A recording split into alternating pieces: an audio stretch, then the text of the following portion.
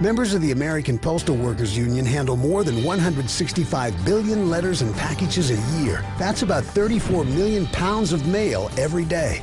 Ever wonder what this costs you as a taxpayer? Millions? Tens of millions? Hundreds of millions? Not a single cent. The United States Postal Service doesn't run on your tax dollars. It's funded solely by stamps and postage. Brought to you by the men and women of the American Postal Workers Union.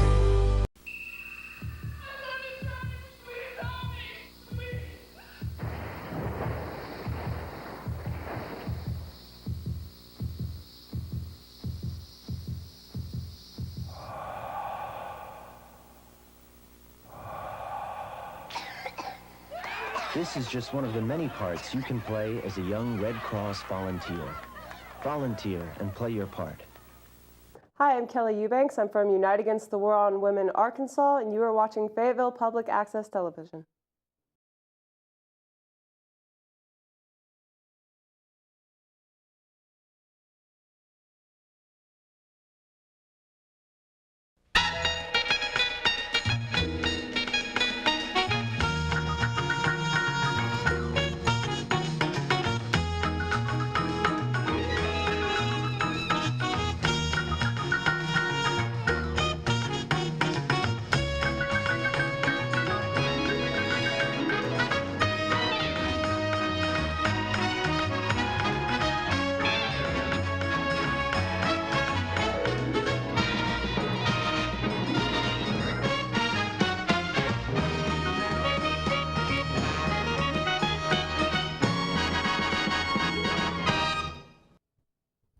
Hi, with us today is Steve Winkler of the Washington County Observer. Steve, how are you today? I'm great. How about you? Pretty good. Now, the Washington County Observer was a paper that existed, about 20 years ago. It started in 72. 72? Betty Hutchinson and her husband Harold came to town from Kansas, opened up a little paper, community paper. Right.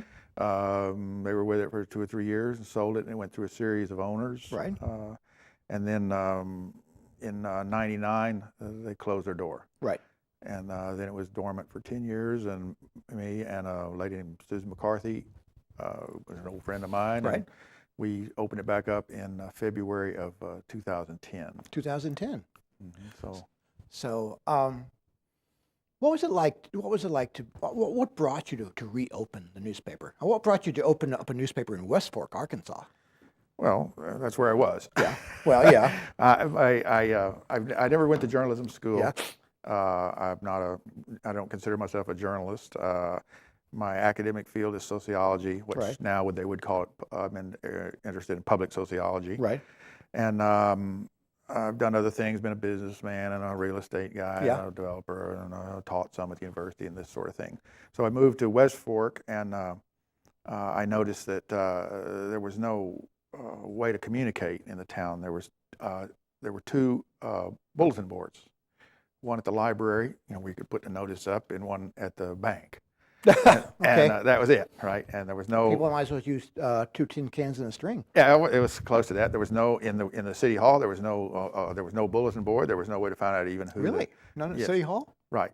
They have they communicated with a marquee out front, which I call it the website on a stick. Is that like what churches have? Mm-hmm. And that was the only form of communication. So I got interested in it, and there was a lady in town doing a little. She had a email that she sent out. Yeah. She had an email list, and I talked to her about doing a little attachment or something, and just exploring with different ways to do it. About that time was when the real estate market was slowing down at time, and the real estate people are always in the community anyway, and so I thought, well, I'll just fool with this, and so I had a tenant. I had some rentals, and I asked him one time. It was in the computer school, PhD, and I said, well, how do I do one of those little newsletter things or something online? Yeah. And he was in his apartment. He just did a few movements on his laptop. And he turned around. And he says, "Okay, you're on." And he had put me a blog spot up there. And I didn't even know what a blog was, but I said, "Okay, that's pretty neat." And I fooled with that for a while, learned that. Then I got into the WordPress, and so I started. And I had a nice little masthead made. It was called the West Fork Zephyr. Oh, really? Okay. And I did that, and I started running like a little news blog. Yeah. And would cover the meetings, and it had a complete list of where the government officials could be found. And, Yeah. And I enjoyed doing that. And then it got into doing a monthly. I learned how to do the. It was all hobby stuff, you know. And I learned how to do the. Doing it on paper. What do they call Microsoft Publisher? You know, Yeah. you can. And I made a little monthly newsletter, and people it seemed to me were really hungry for something. And so it was long about then that Susan, who I had known since way back when I had a restaurant, she worked for me when she was 14 years old, and she had a degree in journalism, but had been in the public relations end of it more. But she loved to write and feature writing, so I kind of recruited her and talked her into doing this thing. And you know, a few months later, we just got the idea that what happened to the old Observer? Yeah. Looked around, found out the name was still available, and we found a little building down there and bought. And you know, it's not a whole lot of money to put up a newspaper, really. I mean, Right. And so we opened her back up, and we had that what they call brand equity, you know, from the old Observer. Right. People were familiar with it and Yeah. had been part of many people's lives down in South Washington County. It was a big paper at one Yeah. time. It had 5,000 or 6,000 circulation. Oh, hell yeah. I remember. They went all the way down into Crawford County. That was Right. before they had in Farmington and Yeah. all that. And so there we go. And we were operating a little newspaper.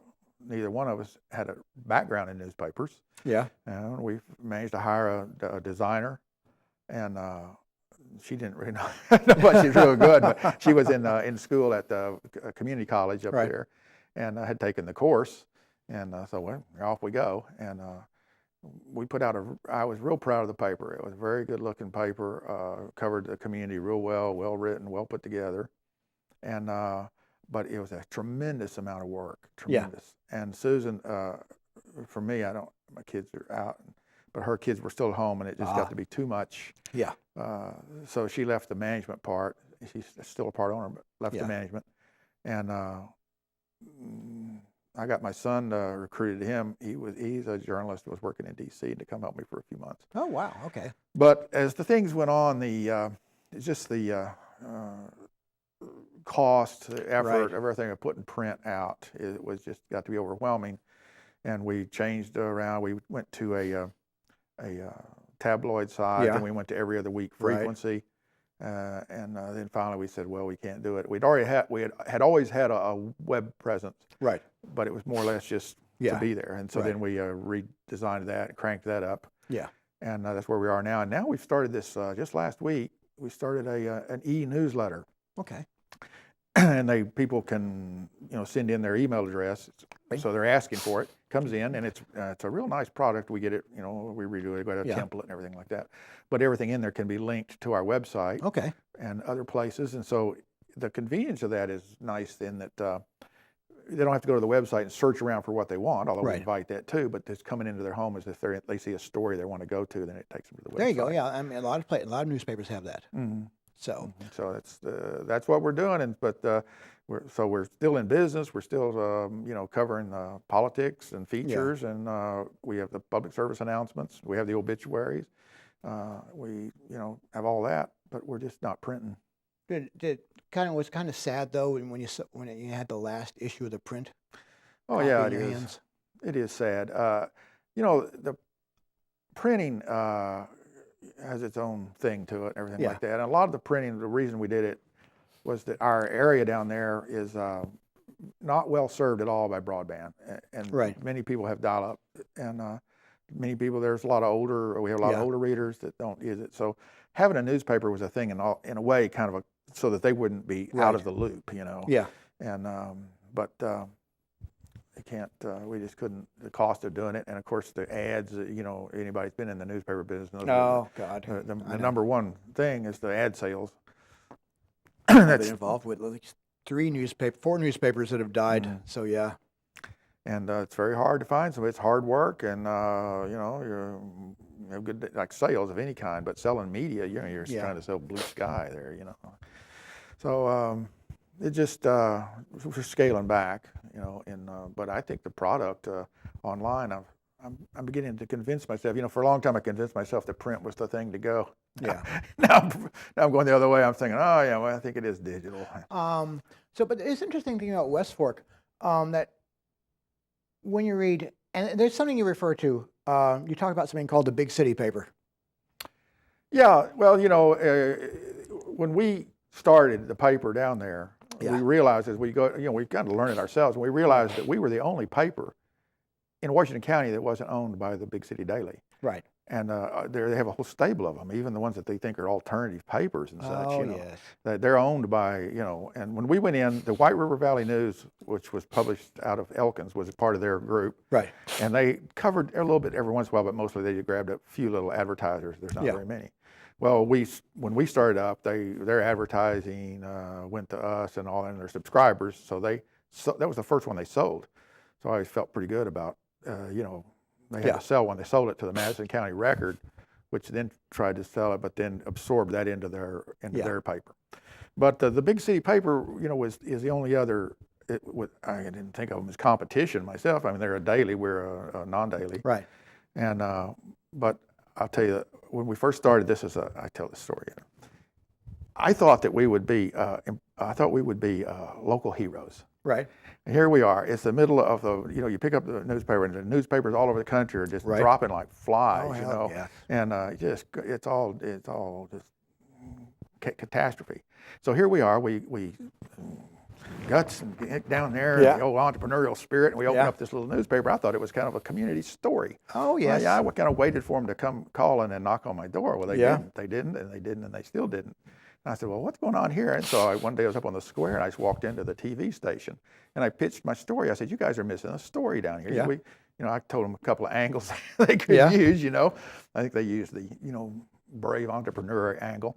Anyway, they came down, and they brought their cameras down, and they did a picture of us putting the labels on the papers and that kind of thing. And it was okay. And still, the Big City paper didn't come around. And then shortly after that, the KUAF contacted us. And so they thought it was pretty good. They did a little interview, that here's a community paper opening up, things like that. So we were getting kind of noticed. We wanted to be noticed like anything else, that we thought we were a part of the big community. So then shortly after that, well, no, it was after 1 year of publishing 52 issues, then you're allowed to be considered for membership in the Arkansas Press Association. Right. And we did that, and we were accepted. Yeah. And we were pretty proud of it. We were the only newspaper, the first newspaper in 5 years to be accepted into the Arkansas Press Association, which tells you something about how many new newspapers are coming on. So we were pretty proud of that. And that seems to me to be newsworthy.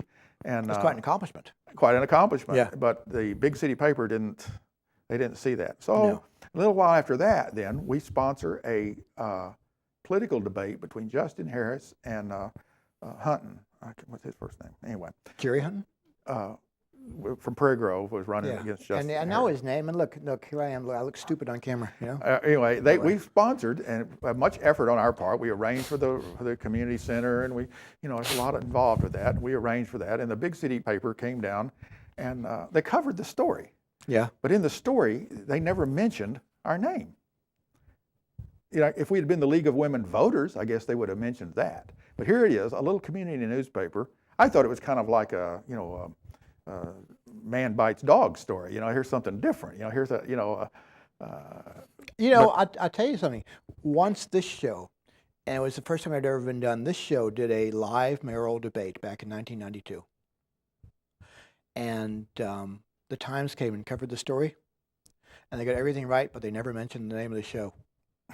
So yeah, I don't know if they thought of us as competition, or they didn't want to. I don't know what the thinking was, but it sure changed my mind. I said, well, this seems to me to be a community event, particularly in the world of journalism, in which they're in. I mean, and so it always went through my mind. I always got to thinking about that Ernie Terrell and Muhammad Ali fight. Where Muhammad Ali is pounding him, saying, "Say my name, say my name." Yeah. And I wanted to go up and put my boxing shorts on and go up, stand in front of the. I don't say their name. They won't say, they won't say my name. I won't say their name. But anyway, that's what we have there. And I thought, well, if they won't cover these kind of events, community event, well, what else the question that comes to mind is, well, are there other things they don't cover because Right. they're not to their advantage, or Right. they see some. I couldn't see a little weekly mom and pop operation down there as competitive. No. Maybe they did. I don't know. But anyway, that's and right now they're carrying on and on about the Freedom of Information. And the Marilyn Heifner, the Heifner Advertising and thing, Promotion Commission. And we have in West Fork, last week, the same week, we had the county prosecutor indicted 2 people in West Fork. And there's not a word, and it's not a word of that in the big city paper, the Northwest Right, Arkansas Times. right. So I can say their name, but it's like kind of ironic because it's the Marilyn Heifner situation is a losing one for the Times because so many people like her. You know, she's attractive, but these 2 guys, they're just not attractive. Well, So people can understand it better with them. no, it's a different world down there.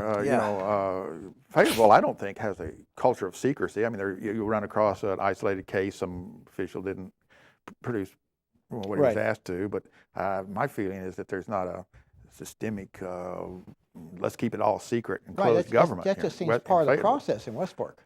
Yeah, that in West Fork, that they have a culture of that. It Yeah. goes on. It's very deep. And sometimes you don't even know if they know what the situation is. They've read the pamphlet. I mean, the clerk down there has been she's certified. They've been educated her in freedom of information, but it just doesn't sort of sink in. Yeah. And these people, you can have a talk with, and they say, well, we just don't.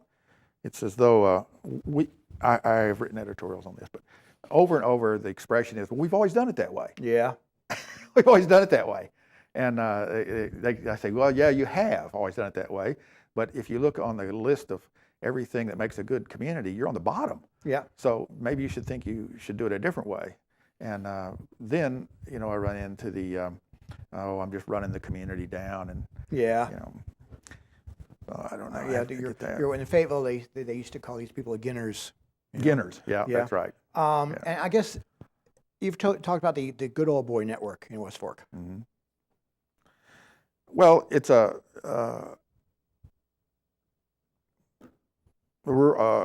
don't know how to begin. It goes back a long time. Yeah. And I've heard this all the time about people say, well, it's small town politics, but I don't buy that. You can have the same sort of cronyism and Right. good old boy stuff in a big city precinct. Exactly. So it's good politics or it's bad politics. Right. It's not small town and big town. Yeah. But a lot of times they'll use the excuse. But the thing got to be little fiefdoms. And, I don't want to do my Marlon Brando imitation, but, the 5 families of West Fork, And so they pretty much kind of run the thing. They've been that way for a long time, and they have a way of going at it that they like, Yeah. and it's not open. And, and so what it's done is created a climate of exclusion in Yeah. government. Right. And so there's the people who would come in there, and it's interesting is little towns. I look at several of them, Greenland and Winslow, Yeah. West Fork, Prairie. They are often divided up between the old timers and the newcomers. Right. Newcomers are usually people that have been there less than 30 or 40 years. Yes. It's not I know. necessarily somebody just got off the bus. I know. And the ones that are most active, oftentimes in the civic groups and things like that, will be the newcomers. Yeah. And and conservative, being West Fork, being traditionally conservative, they've got that built-in kind of xenophobia kind of thing, and suspicious of outsiders, and so they've maintained that under the idea that, well, we like it this way and it won't change. Right. We don't want to change. But while they're doing that, the world's changing around them. The town's changing. The town Yeah. is crumbling. I mean, the infrastructure is crumbling. The buildings are crumbling. They don't have a code enforcement, so the trash is piling Yeah. up. The old houses are still there, and they've tearing them down. I just hoping nobody will notice, or what? Yeah, I think there's a lot of. I look at it this way as like a denial kind of thing. If you got to want to change it. If you don't want to